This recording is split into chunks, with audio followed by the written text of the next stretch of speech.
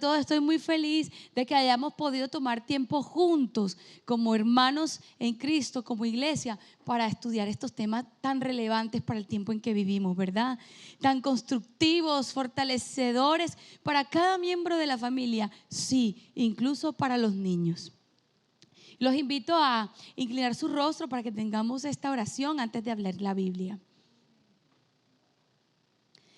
Amante Padre Celestial, Dios bueno y poderoso, te alabamos en esta noche por tu gran misericordia, porque no merecemos nada, pero tú nos has dado todo, especialmente por habernos dado el conocimiento de tu palabra, que nos enseña que tanto nos has amado que diste a tu Hijo Jesús.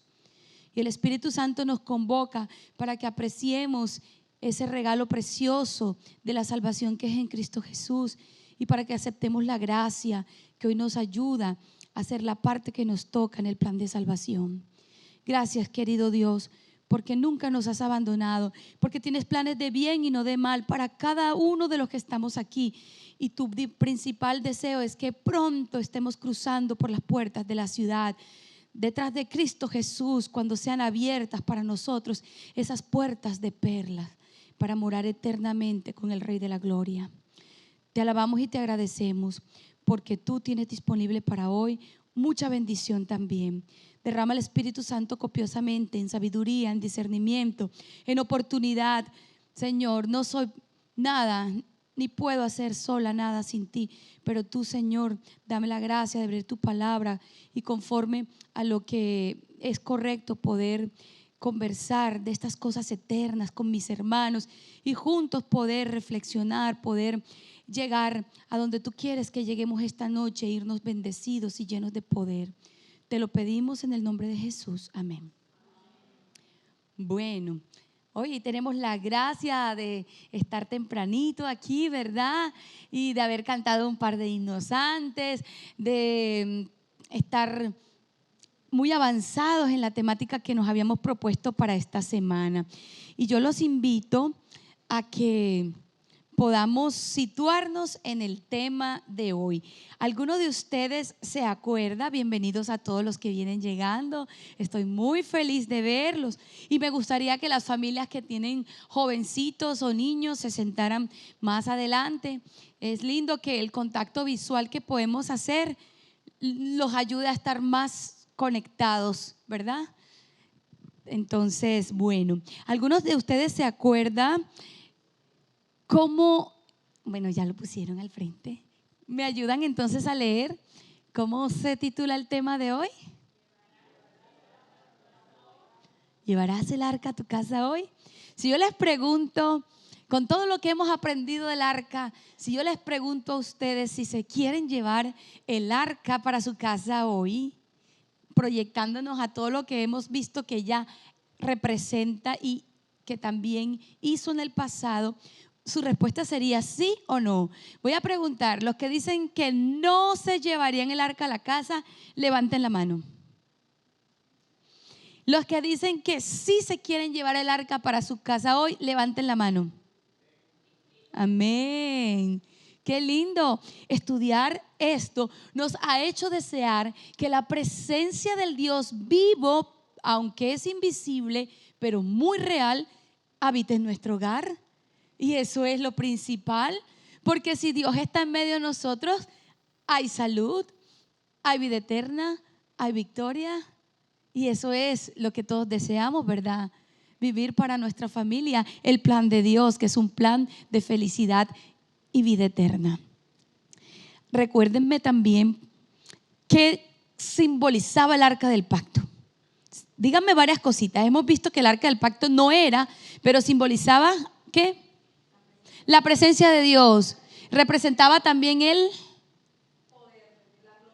la gloria de Dios que se manifestaba en la chequina y donde se siente el trono de Dios, que es una silla de misericordia. ¿Se acuerdan cómo se llama la tapa? Propiciatorio, en inglés se dice mercy seat, o sea, la silla de la misericordia. Eso no se nos debe olvidar. ¿Se acuerdan cuando el apóstol Pablo dice: acérquense con confianza al trono de la gracia para que obtengan socorro cuando lo necesiten. A veces estamos tan necesitados, puede ser una enfermedad grave, puede ser una dificultad para sostener en armonía las relaciones importantes de la vida, como los esposos, los hijos, los padres. A veces puede ser económicamente, muchos retos en una sociedad y en un país y en un momento de la historia de la humanidad que vivimos. Necesitamos una mano poderosa que nos socorra. Aquí es donde hay que acercarnos al trono de la gracia. Por eso sería muy bueno que ese lugar de socorro esté cerquita y no lejos. Tan cerquita como en nuestro propio hogar. Y todo lo que contiene, nos convendría tenerlo allí. Pero entonces, ¿por qué se le hace la pregunta si es una pregunta tan obvia? Es tan obvia la respuesta. Todos los que han escuchado, todos los que hemos estudiado un poco sobre el arca del pacto, instantáneamente diremos que sí. Pero ¿por qué hoy tenemos esta pregunta para meditar especialmente? Bueno, vamos a enfocarnos en una historia que también se muestra muy interesante.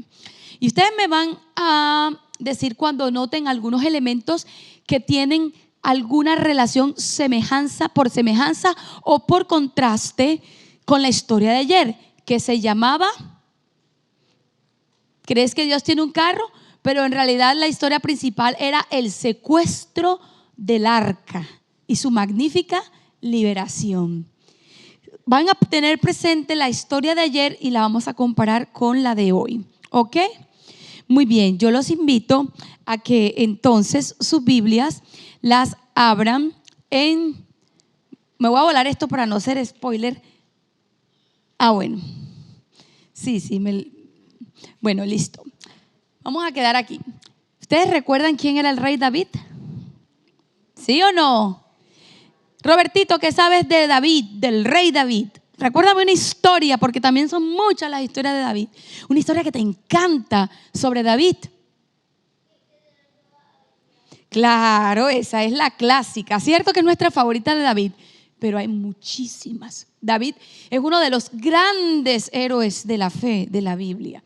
Yo creo que si los chicos leyeran más los libros de Segundo de Samuel y los libros de los reyes y las crónicas, amarían más la Biblia que las historias de los Avengers y de todos esos programas de televisión, porque son realmente fascinantes. Bueno, el rey David fue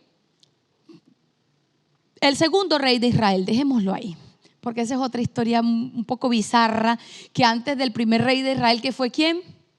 Saúl, hubo otro rey, pero casi no lo conocemos porque no fue puesto por Dios. Él mismo se autoproclamó rey y duró un breve tiempo, pero fue rey sobre Israel. Pero esa es otra historia para otro día, se las dejo por curiosidad para que sepan quién fue el primero que ocupó un cargo de rey, aunque no fue reconocido por Dios ni puesto por Dios. Pero digamos que David fue no solamente el segundo rey de Israel que fue ordenado por Dios, sino que también fue, junto con su hijo Salomón, de los reyes más sobresalientes. Y la Biblia llama a David un hombre conforme al corazón de Jehová. Y David es el escritor de muchos de los salmos, de la mayoría de los salmos que leemos, ¿verdad? Y cuando tú lees el Salmo 119 o cualquiera de esos salmos y David te dice es que mejor es un día en la casa de Jehová que 1000 fuera de él. O cuando tú lees que dice, ay, que me gusta estar en la presencia de Dios, porque en la presencia de Dios hay plenitud de gozo y delicia a tu diestra para siempre. Tú dices, wow, a David le encantaba estar cerquita de Dios. ¿Sí o no? Entonces vamos a ver cómo le hayamos sentido a este versículo. Segundo de Samuel 6:10, porque dije segundo y no segunda, como decimos, porque Samuel no son cartas, son libros. Primer libro, segundo libro. Segundo libro de Samuel 6:10 nos dice, ayúdenme a leer, y no quiso David llevar el arca del Señor a la ciudad de David, y la hizo llevar a casa de Obed Edom de Gat. No, Todos nosotros queremos llevarnos el arca a la casa porque hemos oído las historias, y eso pasó hace mucho tiempo. Y David, que vivió en el tiempo en que tenían este mueble realmente entre el pueblo, y había el santuario móvil y lo llevaban a la guerra y todo eso, David no se la quería llevar. Y eso que él amaba la presencia del Señor, y eso que él lo reconocía que era el rey. ¿Cómo podemos explicar que David no quería tener el arca en su casa? ¿Quieren saber por qué? Bueno, vamos a abrir la Biblia en 2 de Samuel capítulo 6 y nos vamos a enterar de esta historia. ¿O se fue 2? Muy bien. Bueno, me voy a devolver porque está la historia para ser narrada. Muy bien. En 2 de Samuel, ustedes pueden leer ahí un título que dice, en mi Biblia dice, David intenta llevarse el arca a Jerusalén. La verdad es que en los tiempos de David, cuando él empezó a ser rey, la capital de Israel quedaba en Hebrón. Pero cuando él empezó a ser rey, él expandió un poco el reino y tomó una fortaleza que se llamaba Jebusa. Y ese lugar había sido 800 años antes de la existencia del rey David, el mismo sitio donde Abraham había encontrado a Melquisedec, que era rey de Salem, y le había ofrecido los diezmos, ¿se acuerdan? Ese lugar era una fortaleza natural porque tenía como colinas alrededor, y tenía también una fortificación que habían hecho los jebuseos. En los tiempos de David era una ciudad que se consideraba que no podría ser tomada, pero como Dios luchaba al lado de David, David pudo tomar esa fortaleza. Y él vio tan hermosa esa tierra, allí donde está el monte de Sión, que él dijo: este lugar es mejor para que sea la capital del reino. Entonces vamos a llevarnos la casa del rey para allá. Y él hizo unos tratados comerciales y empezó a fortalecer el reino de tal manera que uno de sus tratados fue con un rey poderoso que tenía además mucho dinero, y en su país había muchas riquezas naturales. Y ese rey Irán le donó una madera finísima con la que David construyó su propia casa, o sea, el palacio real en esa ciudad que ahora se empezó a llamar Jerusalén. Y allí él hizo su casa y todo era bello y todos estaban felices con la nueva capital. Pero él un día dijo: no, si esta es la capital del reino y yo vivo acá, y yo que soy el rey necesito que Dios me dirija para poder saber gobernar este pueblo. Quiero tener a Dios cerquita. Entonces, ¿se acuerdan dónde habíamos dejado el arca ayer? En Kiriat Jearim, en la casa de Abinadab. Cuando los levitas irreverentes abrieron el arca y se atrevieron a mirar dentro, fueron destruidos ¿cuántos? 50,000, 70. Le cogieron miedo al arca y la desterraron para la casa de un levita que la recibió. Pero David dijo: el arca tiene más de 20 años de estar por allá, mucho tiempo. Yo quiero que el arca esté aquí. Yo quiero que Dios esté cerquita de mí para que yo pueda ser realmente un buen rey. Y es que David entendió lo que tú y yo debemos entender, porque no somos reyes de un país, pero todos tenemos un dominio sobre el cual Dios nos ha puesto, ¿verdad? Si es un padre, es el rey del hogar. Si es la madre, es la reina del hogar. ¿Sí o no? Si tenemos personas a las que dirigimos, tenemos una posición de autoridad, y eso implica una gran responsabilidad. Más que un honor y más que cualquier cosa, es una responsabilidad. Entonces deberíamos entender que no podemos realizar bien esas tareas de autoridad cuando Dios no está cerquita de nosotros. Y David amaba tanto a Dios y él lo entendió. Entonces él dijo, me voy a traer a Dios. Él sabía que el arca no era Dios, pero sabía que Dios se manifestaba allí cerca y quería estar cerquita. Entonces dice el 6:1, y David reunió a todos los escogidos de Israel, 30,000. Y dice el espíritu de profecía en Patriarcas y Profetas, uno de los últimos capítulos, que se titula El reinado de David, dice que él se propuso que ese momento de trasladar el arca fuera inolvidable para el pueblo. ¿Se les ocurre pensar en algo? Dios quería que el día de la entrega de la ley al pueblo fuera inolvidable, para que siempre tuvieran ellos en memoria la ley de Jehová. Bueno, algo así parecido quería hacer David. Quería que la gente viviera tan intensamente y tan feliz el traslado del arca, para que nunca se les olvidara que tener a Dios cerquita es un motivo de gozo. Entonces él organizó todo un fiestón. 30,000 hombres importantes, entre esos habían por supuesto levitas, que eran los que estaban más cerca del servicio del arca, y habían también príncipes, los de las principales familias de cada una de las 12 tribus. Y se levantó David y partió desde Baala de Judá con todo el pueblo que traía consigo. Además de los más importantes, había mucha gente. Él quería que este gozo no solo se lo disfrutaran los más ricos o los más poderosos, sino todo el pueblo experimentara el gozo de que Dios se muda a vivir con nosotros. Entonces dice que quería hacer pasar el arca de Dios a su ciudad, porque sobre ese arca era invocado el nombre de Jehová de los ejércitos, que mora entre los querubines. Y miren lo que hicieron en el 3: pusieron el arca de Dios sobre un carro nuevo. Stop. ¿De qué historia se acuerdan? ¿Quiénes habían movido el arca de Dios sobre un carro nuevo? ¿Quién vino ayer? Manitos arriba.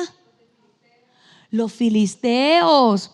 Y la llevaron de la casa de Abinadab, que estaba en el collado. Entonces David dijo, bueno, como Dios es Dios, a él no lo vamos a montar en un carro viejo, lo vamos a montar en un carro nuevo. No existían los carros a motor, entonces era un carro, me imagino yo, de madera muy fina, con un diseño muy elegante, digno del Rey de Reyes.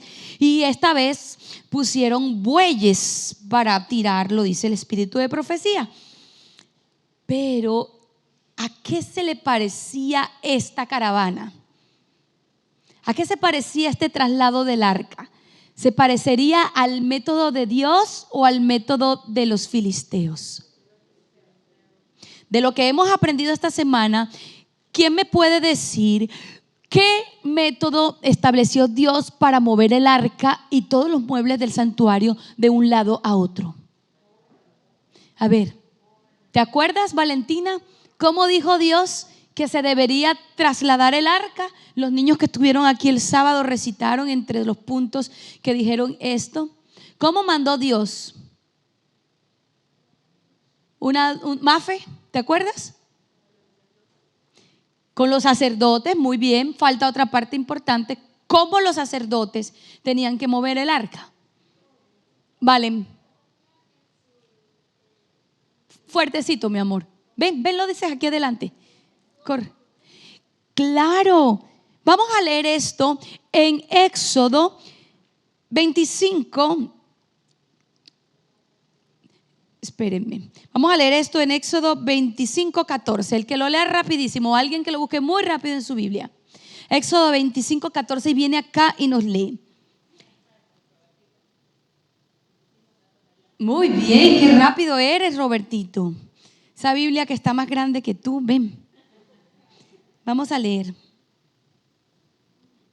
Y meterás las varas por los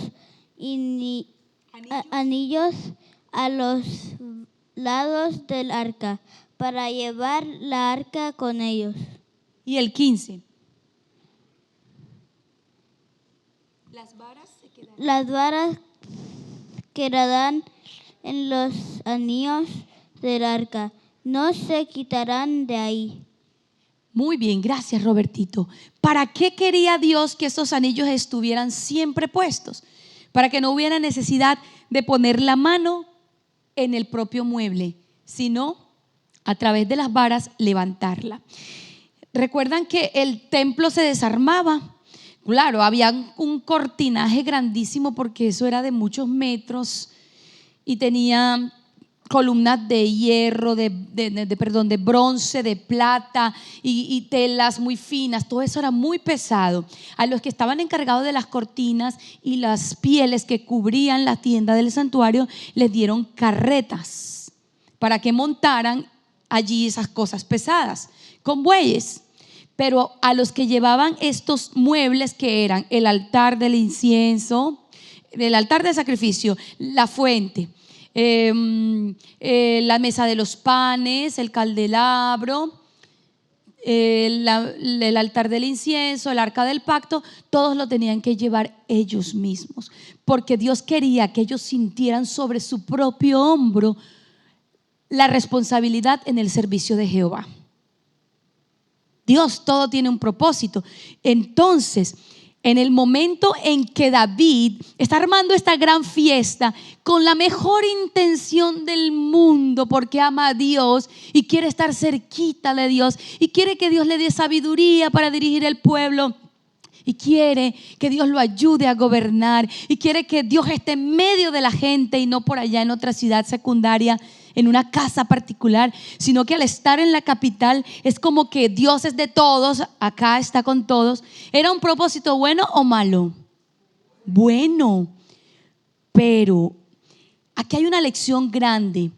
Para servir al Señor no solamente necesitamos tener buenas intenciones, y no solamente basta con que yo quiera que Dios esté conmigo y sea muy emocional, sino que también necesito con diligencia buscar la voluntad de Dios y saber cómo Él quiere que yo lleve a cabo esa buena intención que yo tengo. David no era levita, David era un rey, era un guerrero.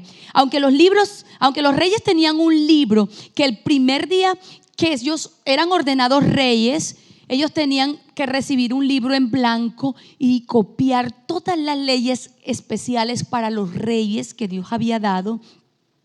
Ellos con su propia mano la tenían que escribir. ¿Para qué creen eso?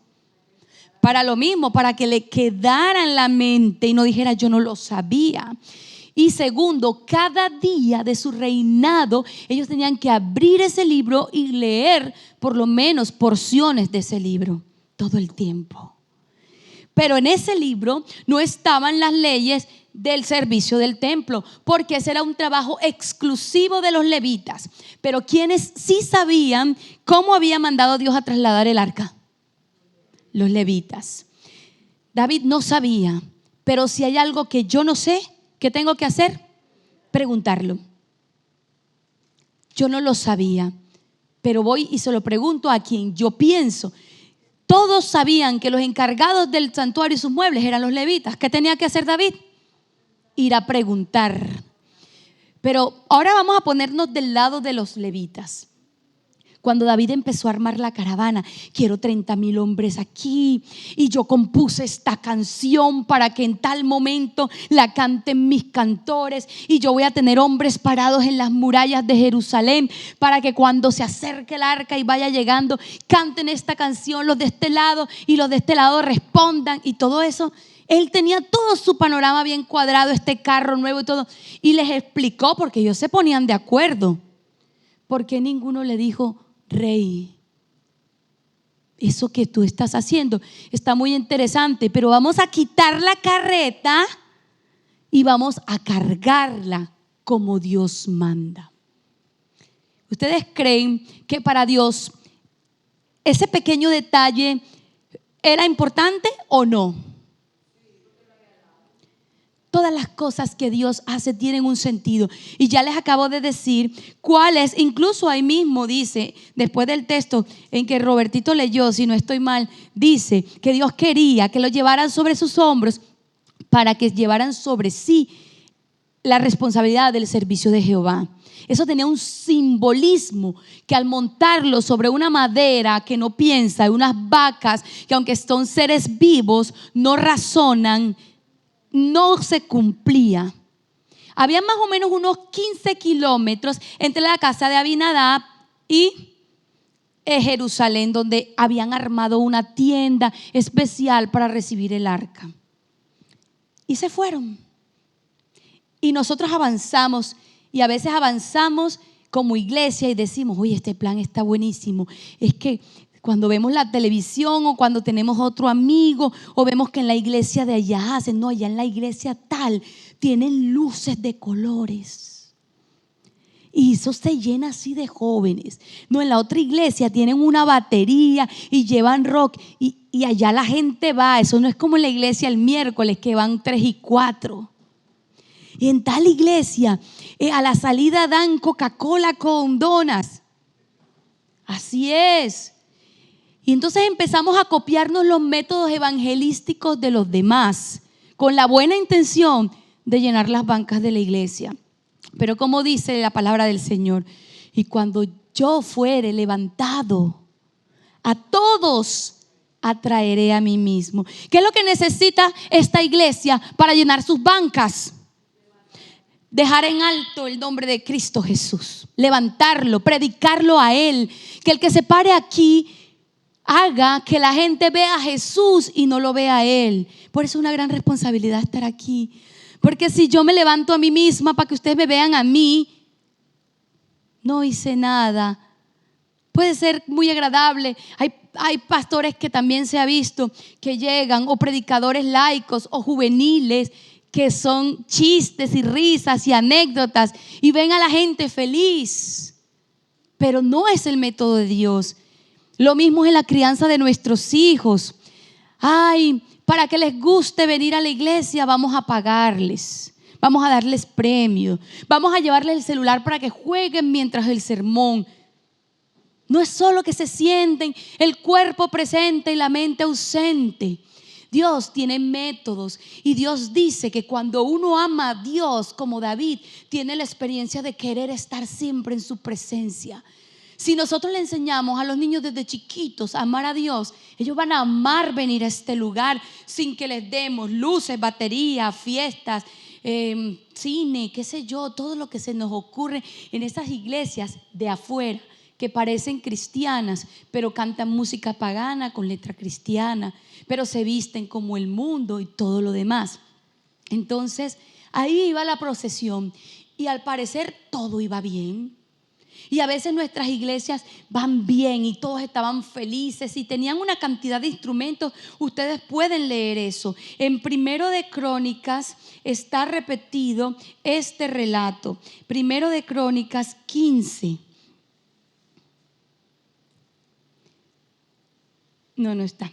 Está el siguiente. Entonces dice que todo funcionaba de maravillas y David estaba feliz. Pero algo pasó. ¿Se acuerdan qué animalitos llevaban el carro del arca? Unos bueyes. Cuando había avanzado bastante la procesión y es una fiesta ambulante, los bueyes pasaron cerca de un campo de trigo, el campo de Nacor. Y cuando ellos pasaron cerquita, había unos trigos que se salían del cercado. Y los bueyes como que la barriguita les hizo. Y los bueyes sintieron hambre. Y adivinen qué hicieron los bueyes. Estiraron el cuello así para comer. Y en ese momento se salieron un poquito del camino y la carreta se movió como que pisó una piedra muy grande. Y miren lo que dice el 4. Y cuando llevaban el arca desde la casa de Abinadab, que estaba en el collado con el arca de Dios, Ahío iba adelante del arca. Era un hijo de Abinadab. Lo llevaban dos. Usa y Ahío iban guiando el carro con los bueyes. Y entonces dice que David y toda la casa de Israel danzaban con toda clase de instrumentos, con arpas, salterios, panderos, flautas y címbalos. Y cuando llegaron a la era de Nacón, Usa extendió su mano al arca de Dios y la agarró, porque los bueyes tropezaban. La carreta como que se montó en una piedra, hizo así, y Usa dijo: ¡ay, el arca que se cae! Y la agarró. ¿Ustedes qué creen? ¿Eso es bueno o es malo cuando uno ve que algo se va a caer y lo agarra? Es bueno. Usa se había criado en la casa donde el arca vivía. Sabía muy bien, porque se acuerdan de la lectura de ayer, que cuando llevaron el arca a la casa de Abinadab, él consagró a su hijo Eleazar para cuidar del arca. Pero los hermanitos también sabían que el arca no se veía, estaba cubierta, sabían que no se tocaba, sabía que se agarraba por las varas. Pero cuando él vio que David montó el arca a un carro, que tiraban por bueyes y que no pasaba nada, ¿saben qué se imaginó? Oigan, Dios no es así como nos han dicho. Realmente Él tiene leyes y le dicen a uno que uno las tiene que respetar porque Dios es bien estricto.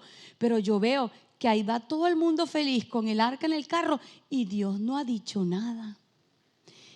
El espíritu de profecía ahonda en esta historia y nos dice que Usa cometió esa temeridad porque le había perdido respeto al arca. ¿Qué pasa cuando nosotros empezamos a pasar por alto las leyes de Jehová? Y no solo en la iglesia, en la casa. ¿Qué pasa cuando nuestros hijos ven que nosotros no hicimos todo porque no le sacamos tiempo ni el jueves ni el viernes y el sábado en la mañana sacamos y planchamos la camisa? Cuando nosotros les empezamos a decir que el sábado es el día de reposo, que ni un solo minuto de nuestra actividad deben dejarse para el día sábado, pero ellos nos ven a nosotros planchando y no pasa nada, nos ven haciendo el almuerzo, nos ven hablando por teléfono con algún cliente, un momentico. ¿Ustedes creen que no es como confrontarlos nuestro ejemplo con nuestros preceptos? Y no llegan a pensar que de alguna manera estamos exagerando cuando les decimos que Dios es un Dios de orden y que cuando Él da una orden en realidad tiene la intención de que se cumpla. Claro que sí. Usa, al ver que la carreta iba y todo iba bien, él dijo: bueno, si Dios no ha dicho nada porque lo montan en la carreta, pues tampoco va a decir nada porque yo la toque. Dice Ellen White que también puede ser que él se había familiarizado tanto con el arca que él pensó que él tenía un trato diferente que todo el pueblo y que de pronto él la iba a tocar y no iba a pasar nada. Pero Dios no podía dejar pasar por alto esto, porque después todo el pueblo iba a decir: ah, no, pero si se puede pasar esta ley, también se puede pasar esta. Y entonces el otro vecino va a decir: ah, pues si se puede pasar esta, también se puede pasar esta. Y cuando viniéramos a ver, todo el mundo está pasando las leyes de Jehová y Jehová no es rey. Porque cuando hay un rey que tiene leyes que nadie respeta, que todo el mundo pisotea, que nadie le hace caso, ese rey no tiene poder.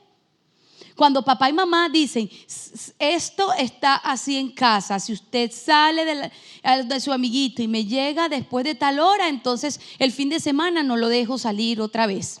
Pero llega el fin de semana y el niño llegó tarde ese día y lo deja salir. ¿Qué va pasando? Va perdiendo autoridad, va perdiendo respeto. Dios es un papá. Y miren lo que pasó aquí. El furor de Jehová se encendió contra Usa y lo hirió allí mismo y cayó muerto junto al arca de Dios. ¿Ustedes qué creen que pasó con la risa, con las danzas, con la música? ¿Ustedes qué creen que pasó? Se acabó la fiesta y comenzó el velorio. Todo el mundo empezó a llorar, pero sobre todo el mundo se llenó de terror. Y dice que David se entristeció tanto porque Jehová hirió a Usa, que le puso a ese lugar por nombre Pérez Usa, que significa el quebrantamiento de Usa. Pero el espíritu de profecía dice algo más triste. No dice solamente que David se entristeció, sino que David llegó a dudar de la justicia de Dios. Que David llegó a pensar que Dios era exagerado. Oye, ¿cómo le hace eso al pobre Usa que solamente estaba queriendo ayudar? David se sintió tan perturbado por eso que él empezó a decir: Dios, no puede ser. Y ya empezó a replantearse la idea: yo que quiero tener a Dios cerca, pero mejor no. ¿Qué tal? Yo tampoco soy perfecto. ¿Qué tal que yo haga cualquier detallito que a él no le guste y entonces me mate? Lo dice Patriarcas y Profetas. El rey también necesitaba reflexionar. Dios sabía que David no estaba preparado para llevarse el arca. Y a través de esa lección, con que él permitió que un solo hombre de Israel muriera ese día, no solo los 30,000, sino toda la multitud que iba allá, quedó en silencio solemne y se fue para su casa meditando. El Espíritu Santo estaba trabajando en cada persona que había visto o que había oído el relato de ese episodio, y necesariamente tenían que llegar a una conclusión, y era la que Dios quería que entendieran: que Dios es santo y que su palabra es verdad, y que Dios en él no hay mudanza ni sombra de variación, y que su ley es perfecta, por lo tanto no se le quita ni se le pone nada. Entonces ahora todo el pueblo estaba muy triste. ¿Y qué conclusión sacó Samuel? Temiendo David a Jehová, dijo: ¿cómo ha de venir a mí el arca de Jehová? Si Dios me va a matar, yo no soy perfecto. Apenas yo haga cualquier errorcito, me mata. Mejor lejos de mí. Y no quiso llevar David el arca de la casa del Señor, el arca del Señor a la ciudad de David, y la hizo llevar a la casa de Obed Edom de Gat. Pero Dios no quería que David se quedara con ese pensamiento que no venía de Dios. ¿De quién creen que usted quiere ese pensamiento? ¿Venía del diablo? David tenía una intención que era muy buena y muy importante. David quería que Dios estuviera con él y lo ayudara a reinar al pueblo. Eso era bueno. Y sabía Satanás que si David estaba cerquita de Dios, David iba a ser sabio, iba a ser bendecido, y a través de él y de sus mandamientos al pueblo, todo el pueblo iba a ser bendecido. Y David quería llevarse el arca, y Satanás quería estorbar eso y quería confundirse la mente. Y Dios obró, pero ahora Satanás, como David no estaba totalmente consagrado a él, le hace interpretar las acciones de Dios como si fueran injustas. Pero Dios siempre tiene un plan, porque David no era un hombre malo, solo que estaba desconectado de Dios y no entendía la lección que Dios quería darle. Pero Dios, calladito, sabía cómo cambiar la mente de David. Y estuvo el arca de Jehová en casa de Obed Edom el Geteo 3 meses. Y no sé si ahí la pueden leer, pero miren qué lindo lo que dice: y bendijo Jehová a Obed Edom y a toda su casa. ¿Cómo así? A Usa lo mató, pero a Obed Edom y a toda su casa los bendijo. Miren qué fotografía tan linda. Cuando una casa, Dios está allí, hay bendición.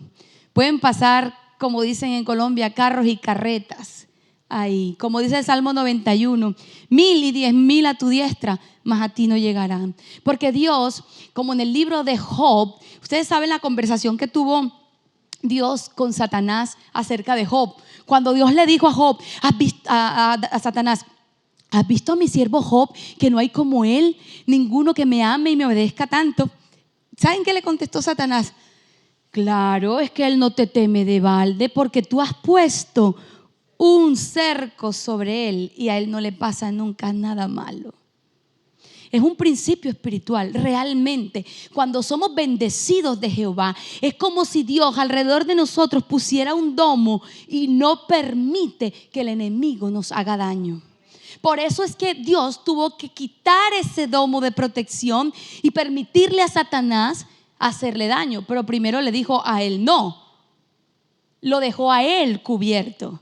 sus hijos, su ganado, su riqueza, ¿cierto? Pero esa es otra historia. Pero es el mismo principio. Si tenemos la relación correcta con Dios, la presencia de Dios no es muerte, sino que es vida y vida abundante.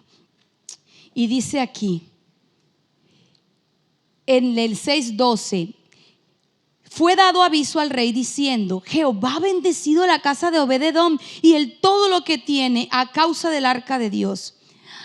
Cuando David se enteró de eso, ahora reflexionó y él dijo: oye, espérate, me estoy dejando enredar. Es cierto, Dios es un Dios de bendición, de poder. Dios quiere dar vida y yo no me puedo perder esa vida que le está dando a Obed y a su familia. Entonces dijo aquí: llevó con alegría el arca de Dios de la casa de Obed-edom a la ciudad de David. Y dice el 13: y cuando los que llevaban el arca de Dios habían andado 6 pasos, él sacrificó un buey y un carnero engordado. Y así, si vamos al libro de Crónicas, está todo el relato mucho más detallado de cómo dice aquí en el 15:14. En el 15:12, cuando David otra vez retomó el plan de traerse el arca, esta vez hizo las cosas al derecho. Miren qué lindo. La segunda oportunidad. Dios es un Dios de oportunidades. Si lo hemos hecho mal, pero Dios sabe que lo hicimos por algún error, por alguna falla humana que no averiguamos bien, pero que realmente lo amamos, Dios nos va a dar esa segunda oportunidad. No la tuvo Usa, porque Usa sí sabía muy bien todo lo relacionado, pero David no sabía. Por eso David tuvo la segunda oportunidad. Y dice el 15:12 de Primero de Crónicas: y David les dijo: vosotros que sois los principales padres de las familias de levitas, santificaos vosotros y vuestros hermanos y pasad el arca de Jehová del lugar al lugar que les he preparado. Pues por no haberlo hecho así vosotros la primera vez, Jehová nuestro Dios nos quebrantó, porque no lo buscamos según su ordenanza. Porque a veces, aunque tenemos la buena intención de que Dios esté con nosotros, de ir a la iglesia, de crecer el número de nuestra iglesia, de animar a nuestros hijos, a nuestros jóvenes, de hacer la obra misionera, porque a veces no salen bien las cosas. Porque aunque tenemos la intención, los métodos que usamos son humanos y no son divinos. Pero hoy el Señor está diciéndole a la iglesia de Boca Ratón y a cada familia: sí, quieres ver a tus hijos en el cielo, quieres ver que estos bancas se llenen de personas que van a vivir en el reino de los cielos, eso está muy bien, pero vamos a consultarle a Jehová cómo es que vamos a hacer que nuestros hijos estén aquí. No es rebajando la ley de Dios, no es cambiando las leyes de Dios para que sean más agradables a los gustos de ellos como seres humanos, es ensalzando al Señor, es dándoles a conocer lo que dice Jehová, de manera que todo se haga como Dios le agrada y haya bendición. Y dice aquí en el 14:15 que los sacerdotes y levitas se santificaron para traer el arca de Dios. Y los hijos de los levitas trajeron el arca de Dios puesta sobre sus hombros en las barras, como había mandado Moisés, según la palabra de Jehová. Y dice el 25: David y los ancianos y los capitanes de millares fueron a traer el arca del pacto de Jehová de la casa de Obed-edom con gran alegría, y ayudando Dios a los levitas. Cuando hacemos las cosas al modo de Dios, ¿qué hace Dios con nosotros? Nos ayuda. Ayudando a Dios a los levitas que llevaban el arca del pacto, sacrificaron 7 novillos y 7 carneros.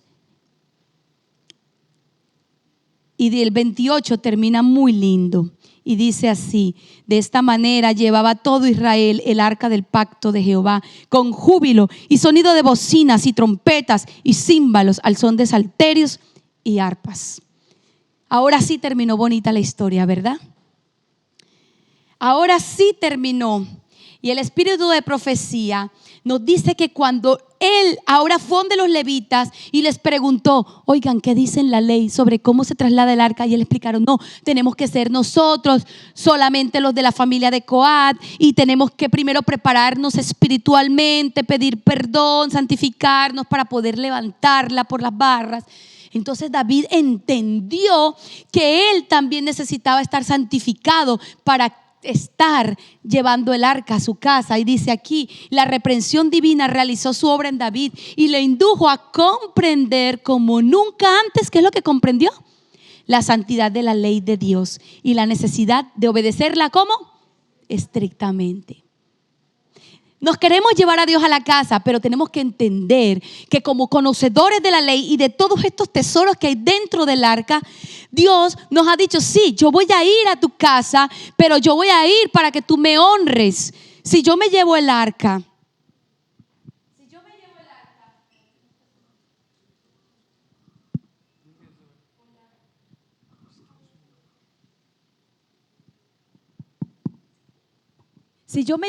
a la casa y ya conozco que tener el arca significa reconocer que Dios tiene un plan de salud claro y especificado en la Biblia y el Espíritu de profecía para mí, pero yo lo paso por alto y sigo comiendo como come Babilonia, como come Egipto, hamburguesas y gaseosas y frituras.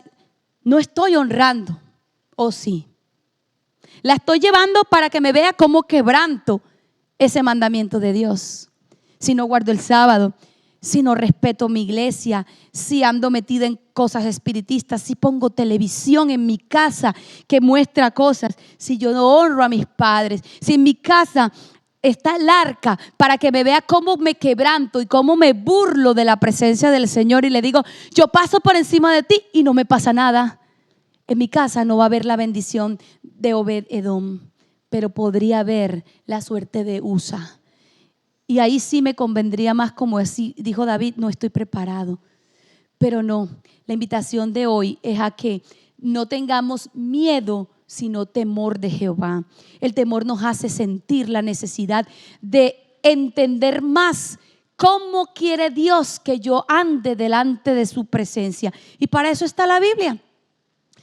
Cuando el arca está en mi casa, algo tiene que cambiar en la manera de comer, en la manera de vestir, en la manera de hablar, de ver televisión, en la manera de recrearnos. Y el favor que manifestó Dios a la casa de Obed-Edom infundió nuevamente en David la esperanza de que el arca pudiera reportar bendiciones a él y a su pueblo. Y en esta noche el Señor quiere que nosotros nos vayamos para nuestra casa, por lo menos con esa esperanza de que si yo me llevo a Dios de verdad para mi casa, el arca, con todo lo que tiene adentro, con todo lo que está enseñado allí, para que yo se lo enseñe a mis hijos y vivamos el arca en la casa, mi casa va a ser bendecida por Jehová.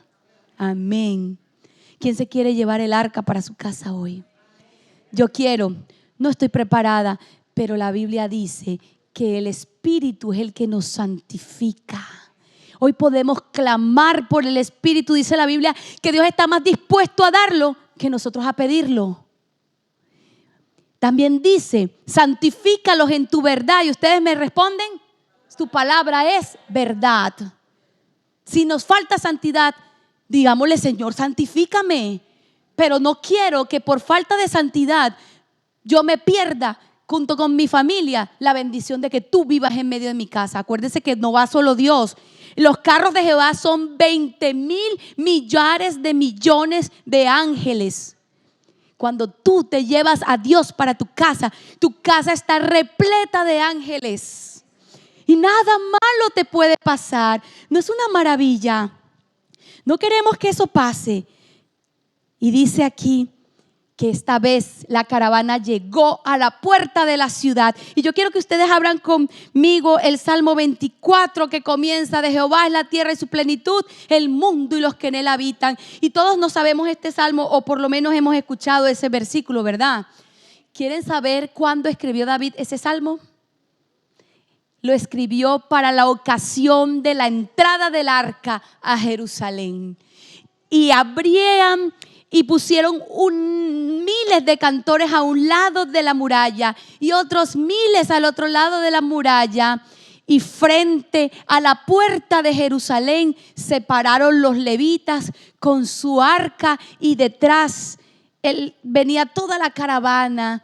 Y ellos empezaban a cantar esta canción que está en el versículo 7, 8, 9 y 10 del Salmo. Y no sabemos qué música tenía, pero hoy lo vamos a hacer así. Eso tenía colorcito. Bueno, entonces, las que tienen interrogaciones, ¿las pueden ver ahí? ¿Quién es este Rey de Gloria? Cada vez, y allá hay otra vez. Ustedes me van a ayudar a decir quién es este Rey de Gloria, ¿sí? Alzad, decía entonces los cantores que venían con el arca, decían: alzad, oh puertas, vuestras cabezas, y alzaos vosotras, puertas eternas, y entrará el Rey de Gloria. Pregunten. Jehová, el fuerte y valiente, Jehová, el poderoso en batallas. Alzad, oh puertas, vuestras cabezas, y entrará el Rey de la Gloria.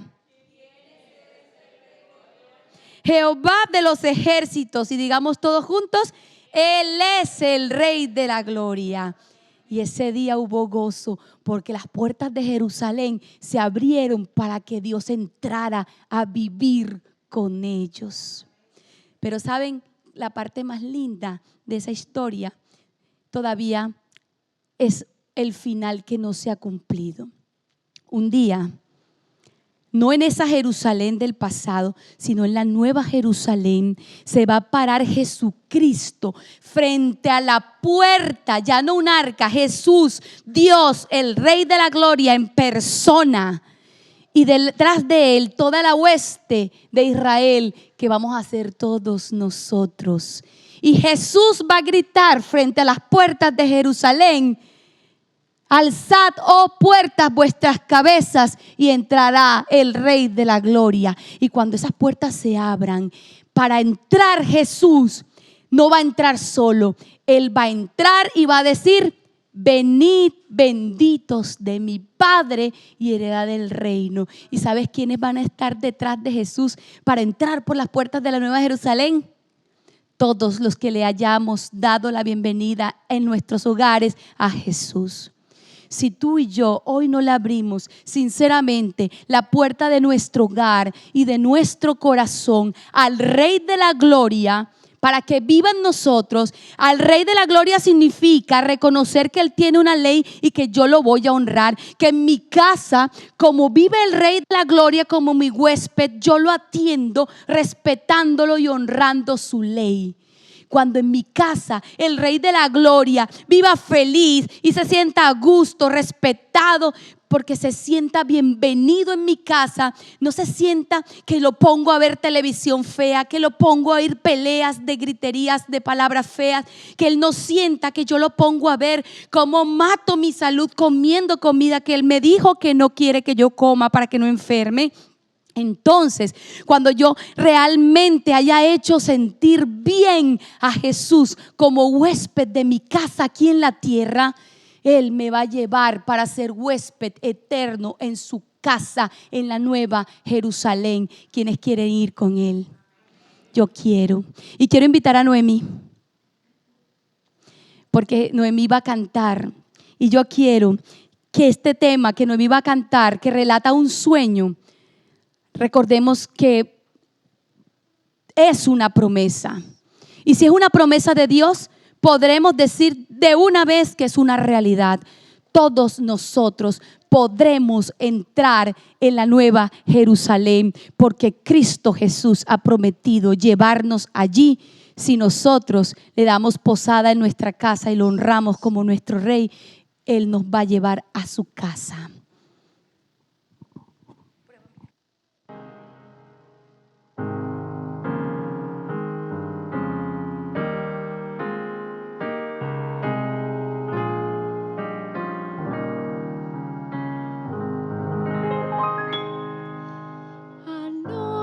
Tuve un sueño sublime, arrobador. Miraba yo a Jerusalén y al templo en su esplendor. Oí cantar a niños un coro sin igual, en tanto que escuchaba un tema angelical. En tanto que escuchaba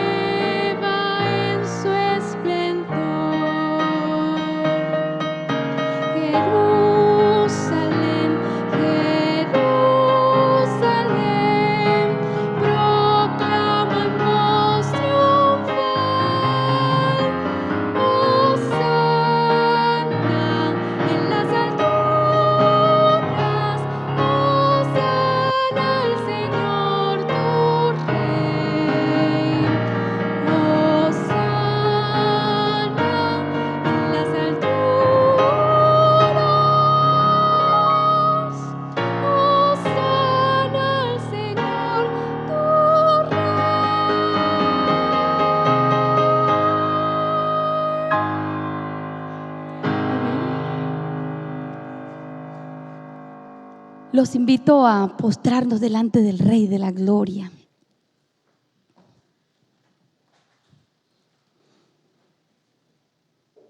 Jehová, Jehová, fuerte, clemente, tardo para la ira y grande en misericordia.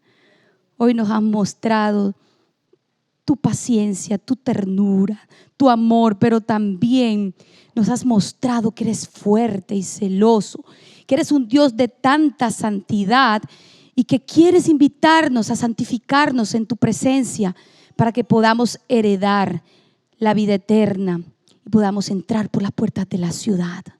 Lávanos y límpianos, Señor. Queremos estar listos para darte la bienvenida en nuestro hogar desde ahora y para siempre. Y para que un día, cuando todo este mundo esté convulsionado y ya no haya nada bueno en la tierra, tú nos digas, ¿sabes qué? Mejor vámonos a vivir a mi casa. Queremos que tú seas el huésped especial, importante, honorable en el hogar de cada uno de nosotros. Que podamos, como Abinadab, tomar a nuestros hijos y enseñarles a ser reverentes ante la presencia de Jehová. Que podamos enseñarles tus leyes y mandamientos que dan vida a los que las cumplen. Que como hermanos mayores, como personas adultas y conocedoras de tu palabra, tu espíritu nos pueda infundir discernimiento y sabiduría para entender que tus leyes y mandamientos son afirmadas eternamente y para siempre, y que debemos andar en santidad delante de tu presencia. Que si bien no somos perfectos, tú has ofrecido tu gracia, el poder del Espíritu Santo para ayudarnos a poner por obra todas las palabras que tú has mandado, porque nunca pides algo irracional y porque aunque no lo entendamos, podemos saber que todas las cosas que tú nos mandas a hacer en realidad no son solo órdenes, son habilitaciones. Que si nos sentimos incapaces, en esa orden que tú nos das va implícita la promesa de que nos vas a ayudar a hacerla por tu gracia. Señor, danos la gracia de recibirte hoy en nuestro corazón y de llevarte a nuestra casa con alegría y con gozo. Y pon un domo sobre nuestra familia. Danos salud, danos prosperidad, pero sobre todo danos discernimiento de tu palabra. Que nos sintamos felices ante tu presencia, que te honremos en toda palabra, en toda acción, en todo pensamiento que ocurra dentro de nuestros hogares. Eso deseamos, Señor. No dejemos que el enemigo nos invite a creer que eres injusto y que nos haga querer alejarte de nuestra vida. No, Señor. Si lo ha hecho hasta el momento, echa fuera esos pensamientos y ayúdanos a llenarnos de esperanza y de alegría en la promesa de que tú, que eres santo, santo, santo, que ni el cielo de los cielos te puede contener, quieres morar en nuestros humildes hogares y en nuestros corazones porque nos amas infinitamente. Señor, haz morada con nosotros y en medio de nosotros. Santifícanos y ayúdanos a un día estar en la caravana que tú encabezarás y que se parará frente a las puertas de la Jerusalén celestial y dará la orden con esa voz poderosa de que esas puertas sean abiertas, no solo para que entre el Rey de la Gloria, sino todos nosotros, tus amigos que te hemos honrado y que te hemos hospedado en nuestra vida y en nuestro corazón. Te lo pedimos, Señor, con el perdón de nuestros muchos pecados, en el nombre de Jesucristo. Amén.